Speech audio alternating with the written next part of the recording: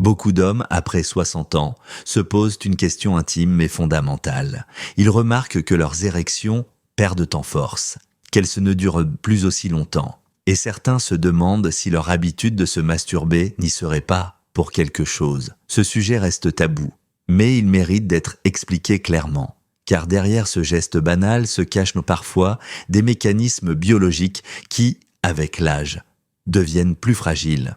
Je suis le docteur Martin, urologue depuis plus de 20 ans, spécialisé dans la santé masculine et l'accompagnement des seniors. Chaque semaine, j'écoute des hommes qui traversent les mêmes interrogations que vous, et je les aide à comprendre leur corps pour préserver leur vitalité intime.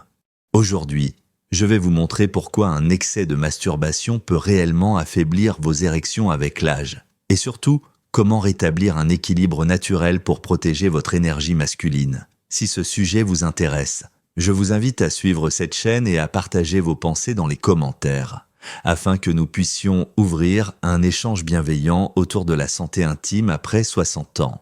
Il est essentiel de commencer par comprendre le rôle du cerveau dans la mécanique de l'érection. Trop de masturbation agit directement sur le système dopaminergique, ce réseau de récepteurs qui gère la récompense et le désir. Chez l'homme jeune, ce système est souple et réactif. Mais avec l'âge, il devient naturellement moins sensible. Lorsque la stimulation est répétée trop souvent, la dopamine se libère de manière excessive, puis s'épuise, ce qui rend les récepteurs cérébraux moins réactifs. Le plaisir devient plus difficile à atteindre et l'érection moins vigoureuse. On pourrait comparer cela à un musicien qui joue la même note encore et encore. Au bout d'un moment, l'oreille se lasse et ne ressent plus l'émotion initiale.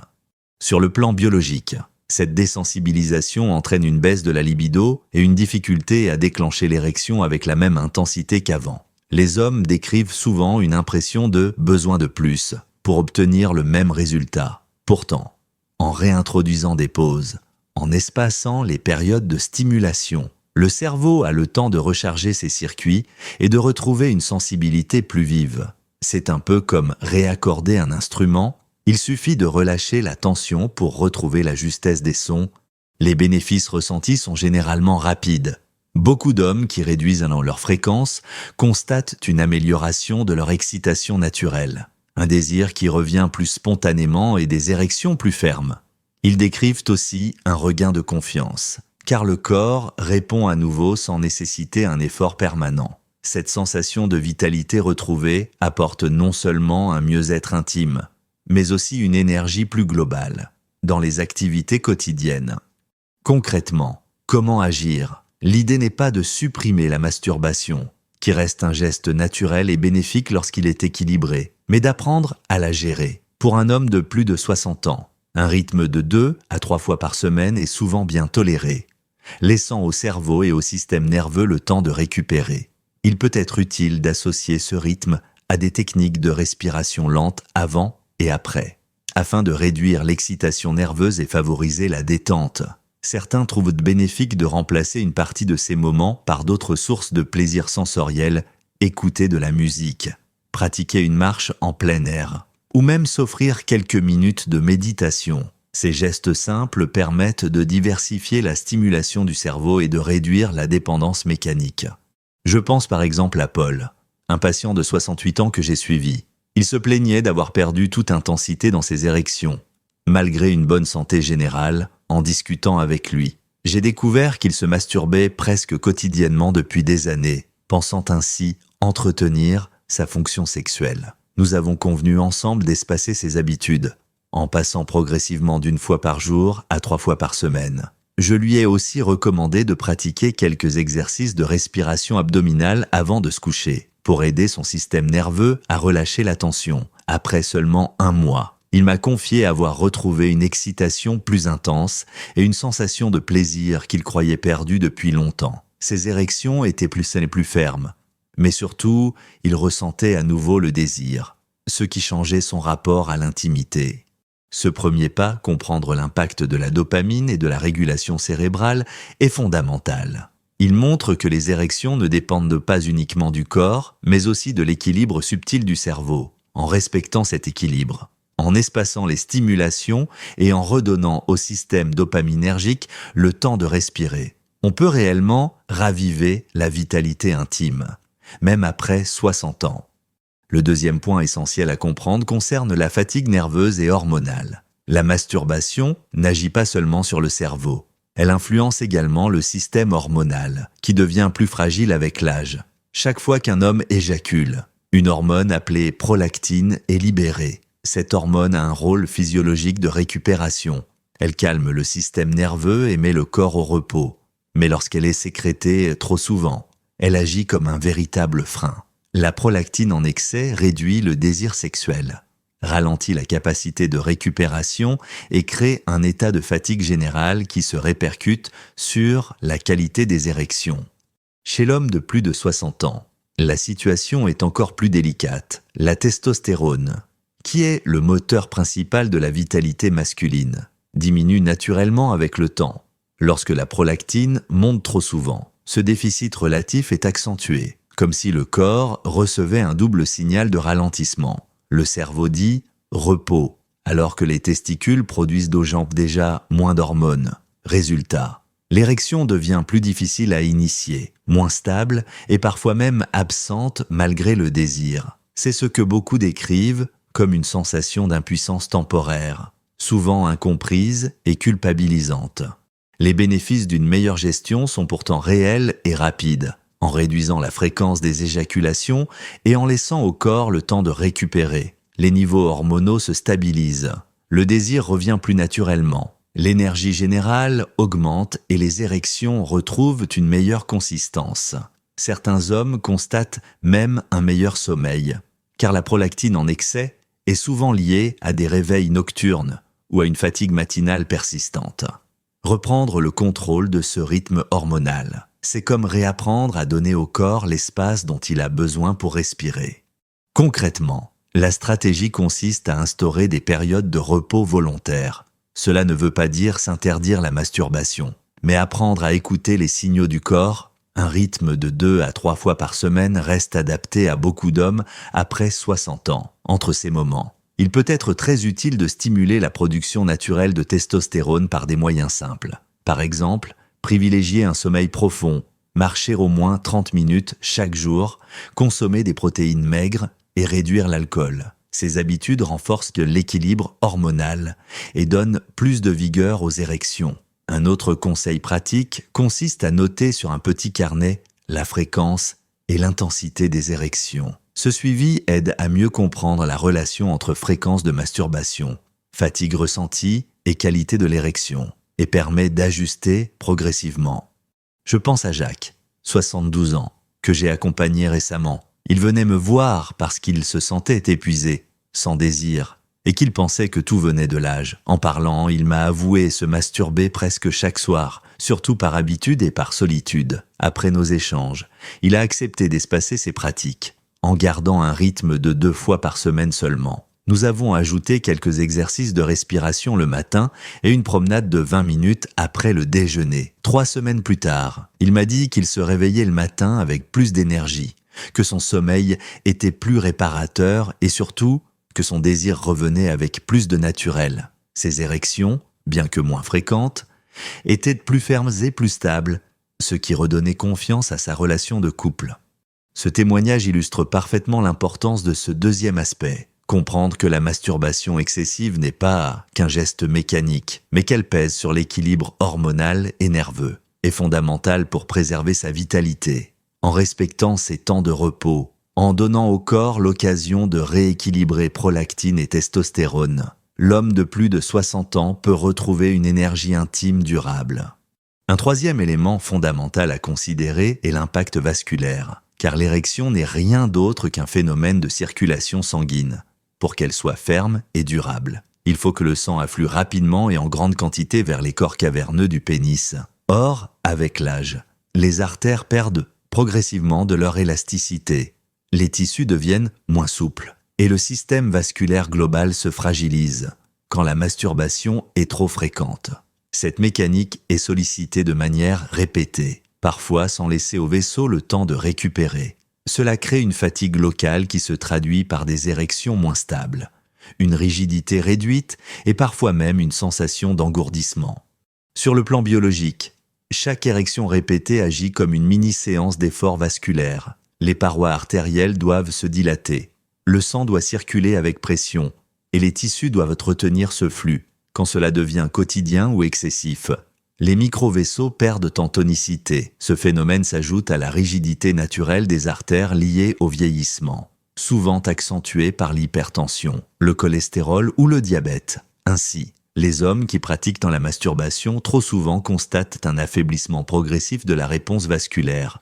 Ce n'est pas immédiat, mais insidieux, comme une rivière qui creuse son lit jusqu'à l'épuisement des berges. Les bénéfices d'une gestion plus équilibrée sont considérables. En réduisant la fréquence, les tissus érectiles ont le temps de récupérer et la circulation retrouve une meilleure qualité. Beaucoup d'hommes rapportent une sensation de chaleur plus vive dans le bas-ventre, des érections plus dures et plus longues, ainsi qu'un regain d'énergie corporelle. Ils décrivent aussi moins de douleurs pelviennes ou de pesanteur, qui sont souvent liées à cette fatigue vasculaire. Sur le plan global, améliorer la circulation intime entraîne souvent une amélioration de la circulation générale, jambes plus légères, sommeil plus profond et même une meilleure clarté mentale. Concrètement, que faire ? La première étape est de favoriser une bonne santé vasculaire par des habitudes simples. Marcher au moins 30 minutes par jour stimule la circulation et entretient l'élasticité artérielle. Boire suffisamment d'eau, au moins 1,5 litre par jour, fluidifie le sang et réduit les phénomènes de stase. Limiter le sel et les graisses saturées contribue à préserver la souplesse des vaisseaux. Enfin, pratiquer quelques exercices respiratoires ou d'étirements doux après chaque repas permet de maintenir un tonus circulatoire bénéfique. Sur le plan intime, espacer les séances de masturbation et privilégier des moments de détente complète avant et après l'acte permet au tissu de mieux récupérer. Certains hommes trouvent utile de pratiquer des contractions périnéales légères similaires aux exercices de Kegel, qui renforcent les muscles responsables de l'érection et améliorent le flux sanguin. L'histoire de Michel, 66 ans, illustre bien ce mécanisme. Ancien fumeur, il se plaignait de ne plus avoir d'érection matinale, ce qui l'inquiétait énormément. En discutant, j'ai découvert qu'il se masturbait presque tous les soirs pour tenter de vérifier ses capacités. Ce cercle vicieux entretenait en réalité la fatigue de ses vaisseaux. Je lui ai conseillé de réduire sa fréquence à 2 fois par semaine et d'associer cette discipline à une marche quotidienne de 20 minutes, ainsi qu'à une meilleure hydratation. Au bout de quelques semaines, il a remarqué le retour de quelques érections spontanées la nuit, signe que ses tissus érectiles reprenaient en vigueur. Progressivement, il a retrouvé une confiance en son corps, car ses érections étaient plus fermes et plus naturelles, sans avoir à les provoquer systématiquement. Cet exemple montre combien la dimension vasculaire est essentielle et trop souvent négligée. L'érection n'est pas seulement une question de désir ou d'hormones, c'est avant tout une question de circulation. En respectant ce système, en espaçant les sollicitations et en cultivant une hygiène de vie favorable à vos artères, vous pouvez redonner au sang la force de nourrir vos érections et, avec elles, votre vitalité masculine. Le 4e aspect, à ne pas négliger, concerne la dimension psychologique et la dépendance. La masturbation n'est pas seulement un acte biologique. Elle est aussi profondément liée aux émotions, à l'état d'esprit et parfois aux habitudes de vie. Après 60 ans, beaucoup d'hommes utilisent ce geste non pas uniquement pour le plaisir, mais aussi comme un moyen d'évacuer la solitude, le stress ou l'ennui. Progressivement, il peut se transformer en réflexe, presque automatique, qui ne procure plus le même plaisir et qui, paradoxalement, affaiblit la spontanéité des érections. Sur le plan psychique, la répétition transforme le cerveau en exécutant mécanique. L'excitation n'est plus liée à un désir authentique, mais à un besoin de compenser une émotion. Cela provoque une forme de dépendance silencieuse. Le cerveau associe alors le soulagement du stress ou de l'angoisse à la masturbation, au détriment d'autres sources de bien-être. Avec le temps, cette habitude entraîne une perte de variété dans les stimulations, ce qui réduit la capacité à être excité par la tendresse, l'imaginaire ou le contact humain. Chez l'homme de plus de 60 ans, cela se traduit souvent par des érections qui surviennent plus difficilement en présence d'un partenaire, mais qui apparaissent uniquement dans le cadre de ce réflexe solitaire. Les bénéfices d'une réorientation psychologique sont profonds. En réduisant la dépendance, l'homme retrouve une liberté intérieure. Les érections redeviennent liées au désir véritable. Elles sont plus naturelles et moins forcées. Beaucoup décrivent une sensation de fraîcheur mentale. Comme si leur esprit respirait à nouveau, ils éprouvent aussi un regain de confiance, car la sexualité n'est plus perçue comme un automatisme contraignant, mais comme un espace de choix et de plaisir partagé. Sur le plan émotionnel, cette libération réduit l'anxiété, favorise une meilleure estime de soi et améliore la qualité des relations affectives. Concrètement, il est possible de réapprendre à diversifier les sources de plaisir et de détente. L'une des stratégies consiste à pratiquer des activités sensorielles qui éveillent le corps autrement, écouter de la musique, savourer un bon repas, marcher en pleine nature ou pratiquer des exercices de respiration méditative. Ces gestes simples activent les circuits de la récompense cérébrale sans passer par la masturbation. Un autre conseil pratique est d'apporter plus de lenteur et de conscience à l'acte lorsqu'il a lieu, plutôt que de chercher une libération rapide. Il est bénéfique de ralentir, de se concentrer sur les sensations, de varier les rythmes. Cette approche redonne une dimension qualitative au lieu d'un automatisme quantitatif. Enfin, parler avec un partenaire. Un médecin ou même un ami de confiance peut aider à briser l'isolement et réduire la charge psychologique qui alimente la dépendance. L'histoire d'Henri, 70 ans, illustre bien cette transformation.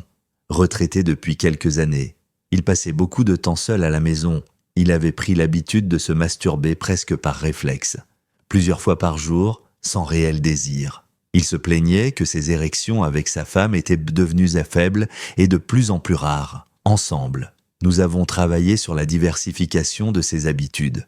Je lui ai suggéré de consacrer une partie de ses journées à la peinture, une passion qu'il avait abandonnée. Il a aussi intégré quelques exercices de respiration lente le soir, au lieu de se tourner systématiquement vers la masturbation. Après 2 mois, il m'a confié qu'il se sentait plus libre, que ses envies avec sa femme revenaient doucement et que ses érections étaient plus solides. Il avait retrouvé une spontanéité qu'il pensait perdue à jamais. Ce témoignage met en lumière que la santé intime ne se limite pas aux hormones ou à la circulation sanguine. Elle repose aussi sur la relation que l'homme entretient avec lui-même et avec son désir, en transformant une habitude mécanique en un choix conscient, en diversifiant les plaisirs et en réintroduisant la lenteur. Il est possible de briser le cercle vicieux de la dépendance et de redonner toute sa valeur à l'érection, même après 60 ans. Si vous retenez l'essentiel de ce parcours, c'est que la masturbation en soi n'est pas un ennemi, mais lorsqu'elle devient trop fréquente, elle affaiblit vos érections à travers plusieurs mécanismes subtils. Elle agit sur le cerveau et la dopamine. Elle fatigue les hormones déjà fragilisées par l'âge, elle use les vaisseaux sanguins et elle peut enfermer l'esprit dans une dépendance silencieuse. Chacun de ces aspects, pris isolément, pèse sur votre vitalité. Ensemble, ils expliquent pourquoi tant d'hommes, après 60 ans, se sentent dépossédés de leur force intime. La bonne nouvelle, c'est que de petites décisions peuvent tout changer. Espacer les moments, introduire des respirations conscientes, marcher régulièrement, hydrater son corps, retrouver des plaisirs simples et variés, ces gestes n'ont rien d'extraordinaire. Mais mis bout à bout, ils redonnent au corps la capacité de réagir avec vigueur et à l'esprit la liberté de désirer sans contrainte. C'est moins une question de renoncement qu'une réconciliation avec soi-même. Retrouver ses érections, ce n'est pas seulement retrouver un acte, c'est retrouver un sentiment de vitalité, de dignité et de confiance en son propre corps.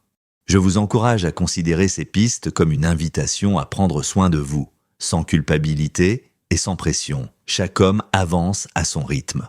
L'important n'est pas d'atteindre une perfection, mais d'écouter son corps et de lui offrir le respect qu'il mérite. Votre sexualité après 60 ans n'est pas terminée. Elle peut se transformer, gagner en profondeur et en qualité. Si cette vidéo vous a parlé, je vous invite à partager vos expériences ou vos questions dans les commentaires. Vos témoignages peuvent inspirer d'autres hommes qui traversent les mêmes doutes Et si vous souhaitez continuer ce chemin ensemble, abonnez-vous à cette chaîne pour découvrir d'autres conseils bienveillants sur la santé intime après 60 ans. Votre vitalité est précieuse. Prenez-en soin avec douceur et confiance.